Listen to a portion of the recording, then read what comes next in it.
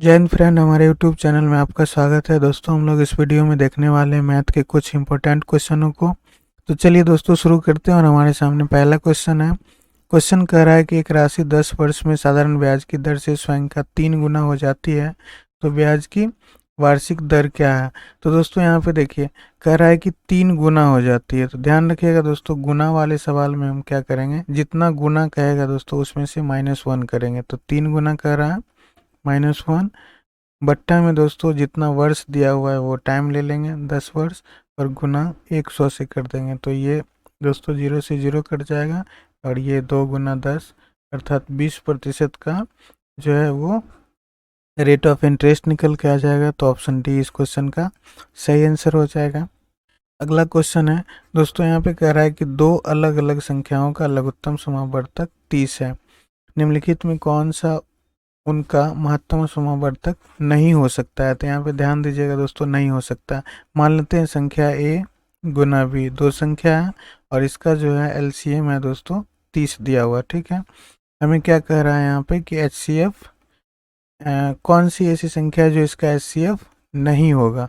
तो ध्यान रखिएगा दोस्तों, एलसीएम को जो संख्या विभाजित कर दे वो उसका एचसीएफ हो सकता है, और जो एलसीएम को पूरी तरह विभाजित नहीं करे वो उसका एचसीएफ नहीं होगा। तो देखिए 15 तो पूरी तरह विभाजित कर देता है, उसके बाद 6 भी दोस्तों पूरी तरह विभाजित करेगा, यहाँ से 10 भी पूरी तरह विभाजित करेगा, लेकिन 12 जो है दोस्तों वो विभाजित नहीं करेगा। तो यहाँ देखिए 12 में दो संख्या है, एक 4 है और दूसरा 3 है। तो 3 तो 30 को पूरी तरह से विभाजित कर देगा, लेकिन 4 जो है दोस्तों वो 30 को पूरी तरह से विभाजित नहीं करेगा। इसलिए यहाँ पर ऑप्शन पी अर्थात 12 इस क्वेश्चन का सही आंसर हो जाएगा। अगला क्वेश्चन है दोस्तों, यहाँ पे कह रहा है कि पी क्यू और आर एक काम को क्रमशः 30 दिन, 15 दिन और 20 दिन में पूर्ण करता है। पी पहले दिन, क्यू दूसरे दिन, आर तीसरे दिन कार्य करता है। इस प्रकार कार्य करते हुए वे कार्य कितने दिन में पूरा करेंगे। तो दोस्तों देखिए यहाँ पर क्या कह रहा है कि पी के बारे में कह रहा है दोस्तों कि पी एक काम को कर रहा है 30 दिन में, क्यू उसी काम को कर रहा है 15 दिन में, और यहाँ पर आर जो है दोस्तों वो कर रहा है 20 दिन में। तो हमें टोटल वर्क निकालना होगा। तो टोटल वर्क जो होता है दोस्तों इसके एलसीएम के बराबर होता है। तो इसका एलसीएम ले लेंगे दोस्तों, ये 60 आ जाएगा जो कि टोटल वर्क के बराबर है। अब यहाँ पे देखिए दोस्तों, टोटल वर्क में अगर इसके टाइम से भागते हैं तो इसकी एफिशिएंसी निकल जाएगा। तो हम इन तीनों की एफिशिएंसी को निकालते हैं। 30 से अगर 60 में डिवाइड करेंगे तो ये आएगा 2, ये आ जाएगा 4 और ये आ जाएगा 3। ठीक है, अब कह रहा है दोस्तों कि इस प्रकार कार्य करते हुए कितने दिन में ख़त्म करेगा। तो पहले दिन काम करने के लिए आता है पी, दूसरा दिन आता है क्यू और तीसरा दिन आता है आर। तो इसका एक दिन का काम प्लस इसका एक दिन का काम प्लस इसका एक दिन का काम, तो टोटल काम कितना हो जाता है दोस्तों, यहाँ पे 2 + 4 + 3 टोटल काम हो जाता है 4 2 6 3 9। तो 3 दिन में कितना काम खत्म होता है दोस्तों, 9 काम खत्म होता है। लेकिन हमें ख़त्म कितना करना है, तो दोस्तों हमें ख़त्म करना है ये टोटल 60 काम को। ठीक है, तो 9 में हम कौन सा इस संख्या से गुना करें जिससे हम 60 के करीब पहुंच जाए। है 54, 6 से अगर गुना करते हैं दोस्तों तो इधर भी 6 से गुना करना होगा। तो ये हो जाएगा 18।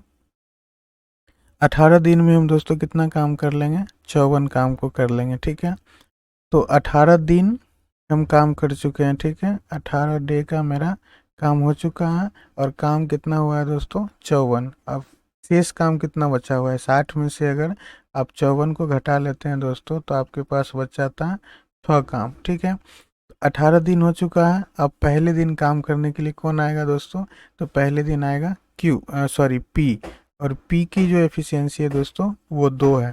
तो एक दिन और ये काम करेगा यहाँ पर, और इसमें से ये 2 काम कर लेगा। तो 54 और 2 56 काम हो जाएगा दोस्तों, और दिन हो गया 19। अब क्या होगा, दूसरे दिन आएगा क्यू काम करने के लिए, और क्यू की एफिशिएंसी है 4। तो ये दूसरे दिन एक दिन और काम करेगा, और ये 4 की एफिशिएंसी से 56 और 4 हो जाएगा 60, अर्थात टोटल काम खत्म। और टोटल दिन कितना हो जाएगा दोस्तों, तो 18 और 2 20। तो 20 दिन में ये टोटल 60 काम को कंप्लीट कर लेगा, अर्थात ऑप्शन ए इस क्वेश्चन का सही आंसर हो जाएगा। अगला क्वेश्चन है दोस्तों, यहाँ पे क्वेश्चन कह रहा है कि एक थैले में 840 की धनराशि है, उसमें 1 रुपये, 2 रुपये और 5 रुपये के सिक्के हैं। इन सिक्के का अनुपात 8:1:5 है, तो थैले में 5 के सिक्कों की संख्या कितनी है देखते हैं। तो रुपया जो है दोस्तों वो हमारे पास क्या क्या दिया हुआ है, यहाँ पे देखिए 1 रुपया दिया हुआ है, अनुपात लगा लेते हैं, 2 रुपया दिया हुआ है और 5 रुपये का सिक्का है। इसका अनुपात क्या है दोस्तों, तो इसका जो रेशियो है वो रेशियो दिया हुआ है, हम x लगा देते हैं सब में 8। उसके बाद दिया हुआ है दोस्तों 1, तो हम x ले लेते हैं, और यहाँ पे दिया हुआ है 5, तो हम 5x ले लेते हैं। अब क्या करेंगे दोस्तों कि रुपया गुना इसके रेशियो को अगर मल्टीप्लाई कर लें तो ये कुल अमाउंट के बराबर हो जाएगा।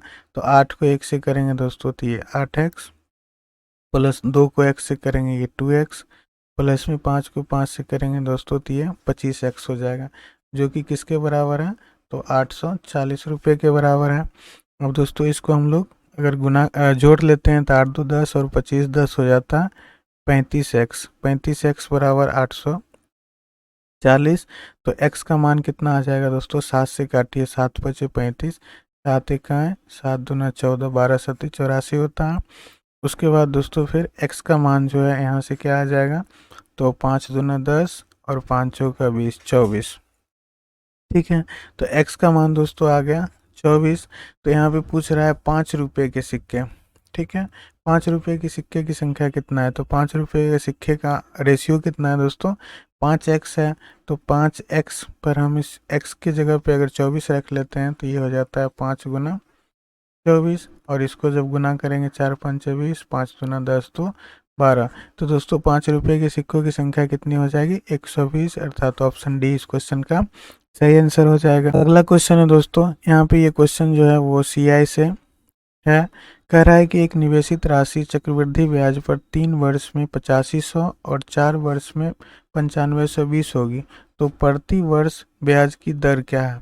तो दर निकालने के लिए हम लोग क्या करते हैं दोस्तों, दर निकालने के लिए हम लोग साधारण ब्याज वाले रूल से भी निकाल सकते हैं इसको, P गुना R गुना T बट्टे 100, और ये दोस्तों CI पे भी लागू होता है। ठीक है, तो हम इसके लिए निकाल लेंगे। यहाँ पे देखिए 4 वर्ष का जो ब्याज है दोस्तों वो दिया हुआ है 9520, और 3 वर्ष का जो ब्याज है वो दिया हुआ है 8500। ठीक है, आप यहाँ से घटाइए तो 1 वर्ष का ब्याज हमें निकल के आ जाएगा, 0 में से 0, 2 0, और ये तो ये 1020 रुपये आ जाता है दोस्तों। तो 1020 हमारा क्या निकल के आ जाता है, CI। ठीक है, CI निकल के आ गया। तो हमें निकालना क्या है, तो रेट ऑफ इंटरेस्ट निकालना है। तो हम क्या करेंगे दोस्तों, CI तो 120 गुना 100 बट्टे में दोस्तों मूलधन है 8500। टाइम दिया हुआ है दोस्तों 3 साल का। अब इसको काटिए, 00 से 00, 17 5 85, 17 6 102 हो जाएगा दोस्तों। तो ये 60 बार में कट जाएगा, और उसके बाद 5 से काटेंगे दोस्तों ये 12 बार में कट जाएगा, और 3 से काटेंगे तो 3 चौक 12, 4 बार में कट जाएगा, अर्थात रेट ऑफ इंटरेस्ट जो है वो दोस्तों 4% निकल के आ गया। तो ऑप्शन बी इस क्वेश्चन का सही आंसर हो जाएगा। अगला क्वेश्चन है, एक ट्रेन 45 मीटर प्रति सेकंड की चाल से 15 मिनट में एक निश्चित दूरी तय करती है, वह 60 मीटर प्रति सेकंड की चाल से उसी दूरी को तय करने में कितना समय लेगी। तो दोस्तों आपको पता होगा कि चाल बराबर दूरी बट्टा समय होता है, और दूरी निकालना हो दोस्तों, अगर डिस्टेंस हमें निकालना हो तो क्या होगा, स्पीड गुना टाइम हो जाएगा। ठीक है, तो यहाँ पे देखिए चाल दिया हुआ है दोस्तों पहले से 45 मीटर प्रति सेकंड, और टाइम है दोस्तों ये 15 मिनट का समय लेता है, तो 15, तो ये टोटल दूरी के बराबर हो गया। कह रहा है उसी दूरी को 60 मीटर प्रति सेकंड की चाल से तय करने में कितना समय लगेगा। ठीक है, तो ये टोटल दूरी है दोस्तों, टोटल दूरी में अगर हम चाल से भाग देते हैं तो ये समय निकल के आ जाएगा, तो ये टोटल टाइम के बराबर हो जाएगा कि कितने समय में इस सेम दूरी को तय करता है। तो आइए 15 चौका 60, इसको काटते हैं दोस्तों, और ये हमारे पास आ जाता है 45/4। अगर इसको काटेंगे दोस्तों तो 11 चौक 44, 4 दूना 8, 4 पंचे 20, तो 11.1215 मिनट का समय लगेगा, अर्थात ऑप्शन डी इस क्वेश्चन का सही आंसर हो जाएगा। अगला क्वेश्चन है दोस्तों, और ये क्वेश्चन जो है दोस्तों वो काफ़ी इम्पोर्टेंट है और काफ़ी इजी भी है। कहता है उनमें से कौन सी संख्या 88 से विभक्त है। तो दोस्तों आप डिविजिबिलिटी का रूल पढ़े होंगे, उसमें पता होगा कि कोई संख्या अगर 88 से डिवाइड होती है इसका मतलब वो 11 से भी डिवाइड होगी और 8 से भी डिवाइड होगी। 11 से डिवाइड का रूल क्या होता है दोस्तों कि संख्या जो होता है अंत से पहला, दूसरा और तीसरे स्थान से बनी संख्या जो है वो 8 से पूरी तरह डिविजिबल है, तो इसका मतलब वो पूरी तरह से 8 से कट जाएगी। 11 से डिविजिबल का रूल होता है दोस्तों कि संख्या के odd odd palace minus even palace पर जो अंकित संख्या है दोस्तों उसके अंकों का अंतर अगर 11 से विभाजित है तो, या नहीं तो उसका अंतर 0 आता है तो वो संख्या 11 से पूरी तरह से विभाजित होगी। तो देखिए दोस्तों ये 416 8 से डिवाइड करेंगे कट जाएगा, ये भी कट जाएगा, ये भी कट जाएगा और ये भी कट जाएगा। मतलब क्या है कि 8 से ये सारे संख्या डिवाइड होंगे। अब इनके अंतरों को देखिए, मतलब ऑड पैलेस और इवन पैलेस। तो देखिए दोस्तों ये इसका ये संख्या, ये संख्या और ये संख्या और ये संख्या, इससे बनी संख्या क्या हो जाएगा 2 6 2 8 4 12 6 18 माइनस इससे 7 7 14 और 1 15। इसका अंतर देखिए दोस्तों 3 है, जो कि 11 का मल्टीपल भी नहीं है, तो ये 11 से विभक्त नहीं होगा।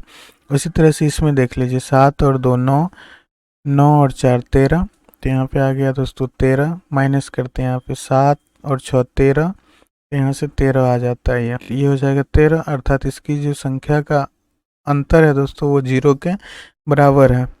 तो इसका मतलब है कि ये संख्या पूरी तरह से क्या है। तो दोस्तों ऑप्शन सी जो है इस क्वेश्चन का सही आंसर हो जाएगा, क्योंकि यह 13 से पूरी तरह से विभाजित है। किसी फॉर्म में 70 पुरुष और 100 महिलाएं कार्यरत हैं। एक बड़े पैमाने पर भर्ती के दौरान पुरुष और महिलाओं की समान संख्या में नियुक्त होती है। उनका अनुपात 3:4 हो जाता है। भर्ती के बाद फॉर्म में कार्यरत लोगों की कुल संख्या क्या होगी। तो देखिए दोस्तों यहाँ पर 70 मेल हैं, ठीक है, और यहाँ पे 100 फीमेल है दोस्तों, ठीक है। अब इसमें कह रहा है कि समान संख्या में भर्ती की जाती है।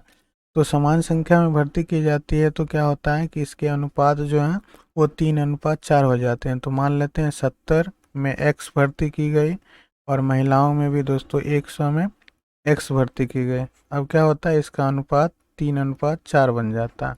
तो हम इस इक्वेशन को अगर सॉल्व करते हैं दोस्तों तो ये हमारे पास आ जाता है 280 प्लस 4x बराबर 300 प्लस 3x।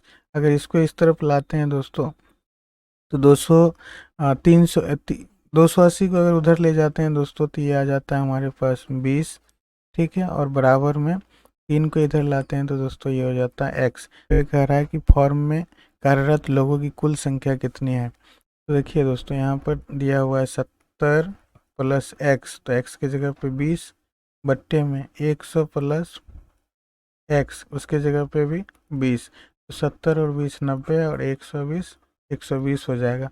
तो दोनों को अगर ऐड करेंगे दोस्तों तो ये 210 के बराबर, अर्थात उस फॉर्म के अंदर 210 कुल कार्यरत कर्मचारी हैं। तो ऑप्शन सी इस क्वेश्चन का सही आंसर हो जाएगा। अगला क्वेश्चन है दोस्तों, क्वेश्चन कह रहा है कि ए बी का 120% है और बी सी का 65% है। यदि ए बी और सी का योगफल 121.1/2 है तो 2c माइनस 4b प्लस ए का मान क्या होगा। तो चलिए दोस्तों हम लोग इसको सॉल्व करते हैं। यहाँ पे क्वेश्चन कह रहा है दोस्तों, हम लोग अगर अकॉर्डिंग टू क्वेश्चन चलते हैं तो यहाँ पे कह रहा है ए जो है दोस्तों वो बी का 120% है। तो 120/100 हो जाएगा, 0 से 0 काटेंगे दोस्तों, यहाँ से ये हो जाएगा 2 छक 12, या इसको काटिए, हाँ 2 छक 12 2 5 6 10।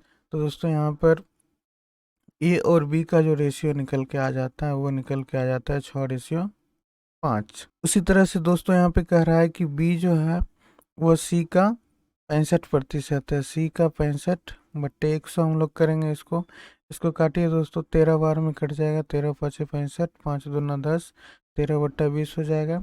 यहाँ पर दोस्तों बी और सी का जो अनुपात होगा वो निकल के आ जाएगा 13/20। आगे बढ़ते हैं दोस्तों, हमें ए अनुपात बी अनुपात सी का मान निकालना है। तो इसके लिए क्या करेंगे दोस्तों, देखिए दिया हुआ है ए बट्टे बी अगर करेंगे तो 6:5 और बी बट्टे सी करते हैं दोस्तों तो ये निकल के आता है 13/20।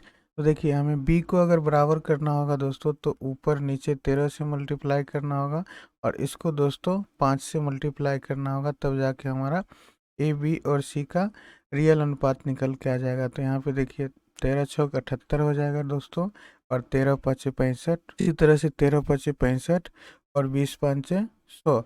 अर्थात ए बी और सी का जो अनुपात निकला दोस्तों वो क्या निकल के आ गया, 78:65:100। ठीक है दोस्तों, ये ए बी सी का अनुपात निकल के आ गया। अब कह रहा है ए प्लस बी प्लस सी का योग जो है वो दोस्तों कितना दिया हुआ है, तो 121.1/2।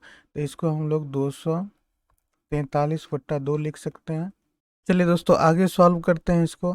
तो यहाँ पे देखिए हम लोग ए बी सी के अनुपात को, ए अनुपात बी अनुपात सी को दोस्तों हम लोग लिख सकते हैं x लगा के 78x plus 65x plus 100x, जो कि किसके बराबर हो जाएगा दोस्तों, 243/2 के बराबर।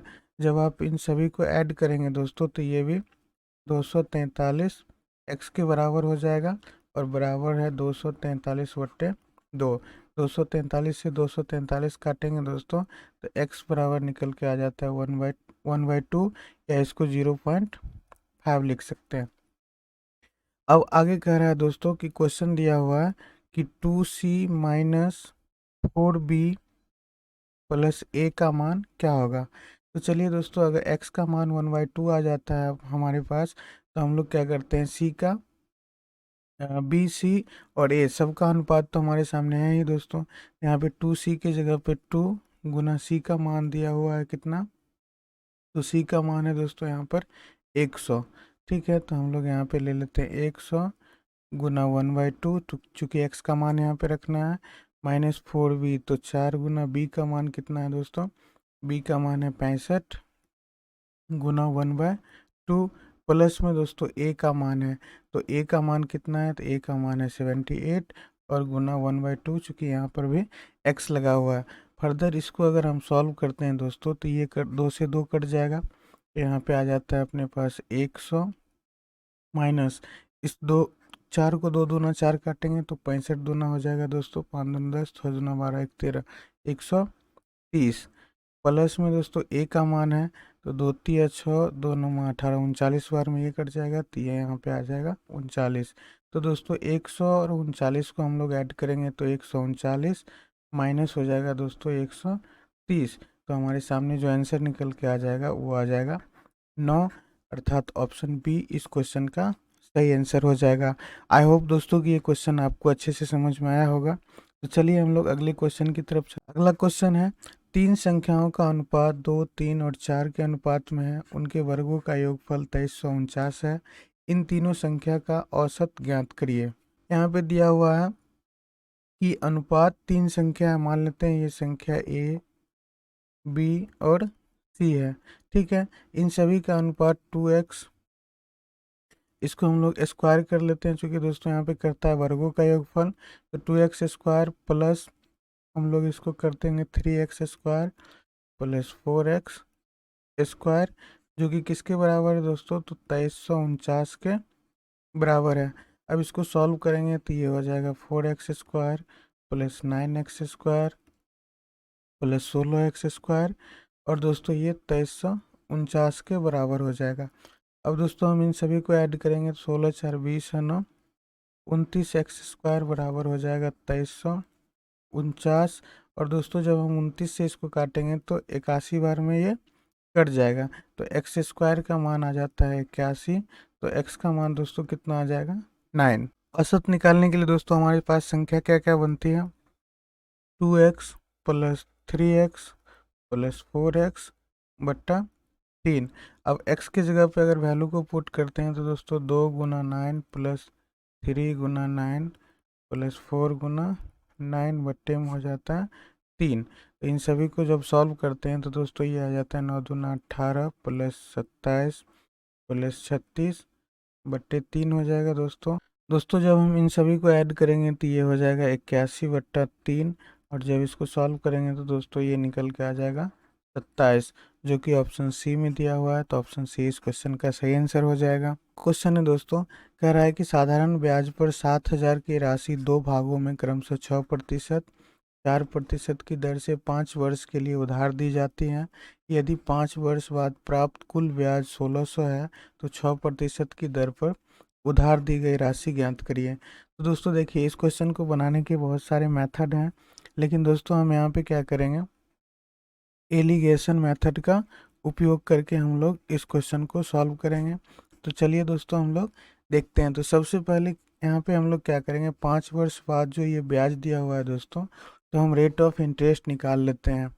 तो रेट ऑफ इंटरेस्ट निकालने के लिए हमारे पास जो फार्मूला होता है दोस्तों, वो होता है साधारण ब्याज गुना 100 बट्टे में आ जाता है मूलधन गुना टाइम। तो हम लोग इसको अगर इस पे वैल्यू को रखते हैं दोस्तों, तो साधारण ब्याज है अपने पास 1600 गुना 100, मूलधन है दोस्तों यहाँ पर 7,000, और गुना टाइम है 5 वर्ष का। तो हम यहाँ से 2 जीरो से 2 जीरो को काटते हैं, इस जीरो से इसको काटते हैं, और ये 5 दिया 15, 5 दूना 10। तो दोस्तों हमारे पास रेट ऑफ इंटरेस्ट जो है दोस्तों, वो आ जाता है 32/7। आगे सॉल्व करते हैं दोस्तों। तो आगे क्या किया हुआ है कि 6% का एक रेट है, और दूसरा दोस्तों है 4% का, और अभी जो रेट निकाले हैं दोस्तों वो है 32/7% का। अब हम क्या करते हैं दोस्तों, इसके बट्टा को हटाने के लिए हम 7 से सभी संख्या को गुना कर देते हैं, तो कोई दिक्कत नहीं है। 7 से 7 कट जाएगा, यहाँ पे निकल के आ जाएगा 42%, यहाँ निकल के आ जाएगा 28%, और यहाँ हो जाएगा 32%। अब हम लोग एलिगेशन यहाँ पे लगाते हैं दोस्तों। तो 42 में से 32 को घटाएंगे तो ये निकल के आएगा 10%, और 32 में से 28 को घटाएंगे दोस्तों तो ये हो जाएगा 8×4=12, 4%। ठीक है, अब प्रतिशत से प्रतिशत को काटिए, 2 दूना 4 और 2 5 10, अर्थात इसका जो रेशियो निकल के आता है दोस्तों वो 2:5 आता है।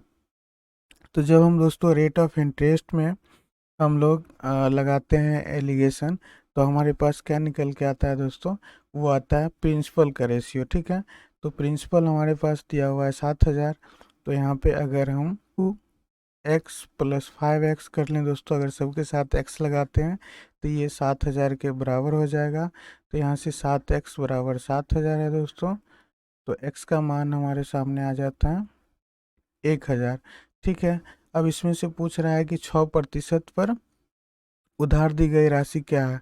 तो देखिए दोस्तों, 6% पर जो ये 42 मान दिया गया है उसका रेशियो है 2 अनुपात।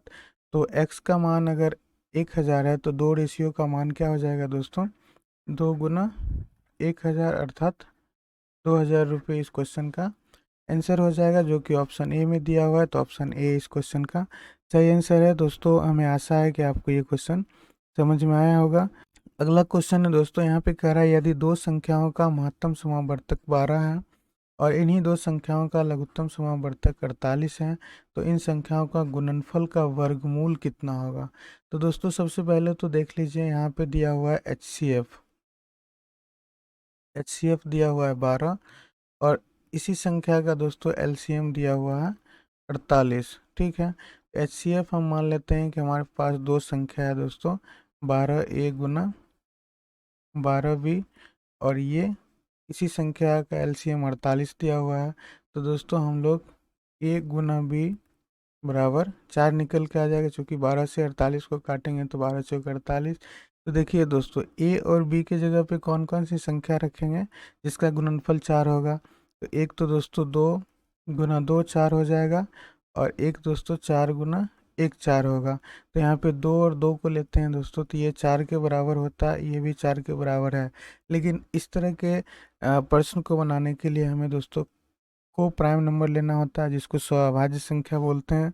2 2 देखिए दोस्तों, दोनों के दोनों सम संख्या है, तो हमें 4 गुना 1 लेना होगा। तो एक संख्या हमारे सामने क्या बन के आएगी, तो दोस्तों संख्या जो बनेगा वो है 12A गुना 12b।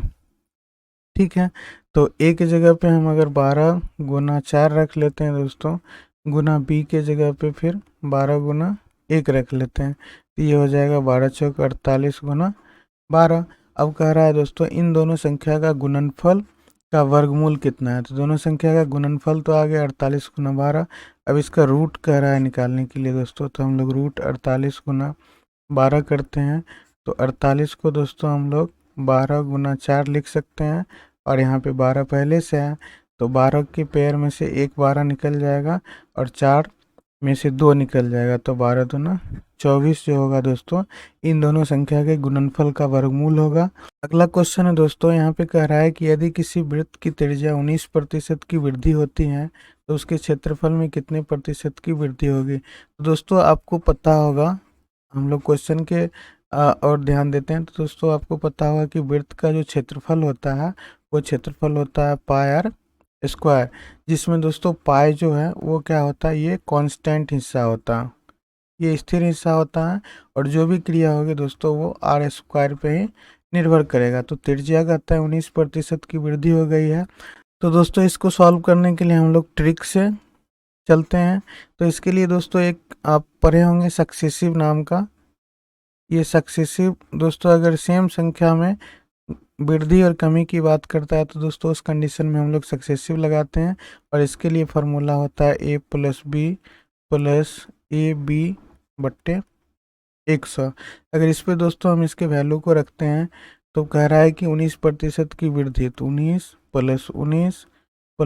का अगर स्क्वायर करेंगे दोस्तों तो ये हो जाएगा 361 और बट्टे में 100। फर्दर इसको अगर सॉल्व करते हैं तो 19 38 प्लस ये हो जाएगा 3.61। दोस्तों अगर इन दोनों को ऐड करेंगे तो 8 3 11 41.61 के आसपास वैल्यू आएगा। तो दोस्तों जो कि ऑप्शन बी में दिया हुआ है 41.61, अर्थात ऑप्शन बी इस क्वेश्चन का सही आंसर हो जाएगा। अगला क्वेश्चन है दोस्तों, देखिएगा यहाँ पर कह रहा है कि दो रेलगाड़ियों के चाल का अनुपात 5:8 है। मान लेते हैं ये रेलगाड़ी ए है और एक बी है, जिसके स्पीड का जो रेशियो है दोस्तों वो दिया हुआ है 5:8 में। ठीक है, यदि दूसरी रेलगाड़ी 4 घंटे में 400 किलोमीटर चलती है तो पहली रेलगाड़ी की चाल क्या होगी। तो देखिए दोस्तों बी जो ट्रेन है, बी ट्रेन क्या करती है, 400 किलोमीटर की दूरी को 4 घंटे में तय करती है, तो दूरी बट्टा समय किसके बराबर हो जाएगा दोस्तों, चाल के बराबर। तो इसको अगर हम डिवाइड करते हैं तो 100 बार में कट जाएगा, अर्थात बी की जो चाल है वो 100 किलोमीटर प्रति घंटा है। दोस्तों क्वेश्चन में यहाँ दिया हुआ है कि ए और बी के स्पीड का अनुपात है दोस्तों वो 5:8 है, जबकि 8 रेशियो का मान जो है दोस्तों वो 100 किलोमीटर प्रति घंटा के बराबर है। तो हम लोग एक रेशियो का मान यहाँ से निकालेंगे तो ये हो जाएगा 8 तो 12.5 किलोमीटर प्रति घंटा आ जाएगा दोस्तों एक रेशियो का मान। तो यहाँ पे पूछ रहा है कि पहले रेलगाड़ी की चाल किलोमीटर प्रति घंटा में कितनी है। तो दोस्तों एक रेशियो का मान 12.5 है, तो हमें 5 रेशियो का मान निकालना होगा। तो 5 गुना 12.5 करते हैं दोस्तों, तो ये 62.5 किलोमीटर, अर्थात 62.5 किलोमीटर प्रति घंटा पहली रेलगाड़ी की चाल निकल जाएगी। तो ऑप्शन बी इस क्वेश्चन का सही आंसर हो जाएगा।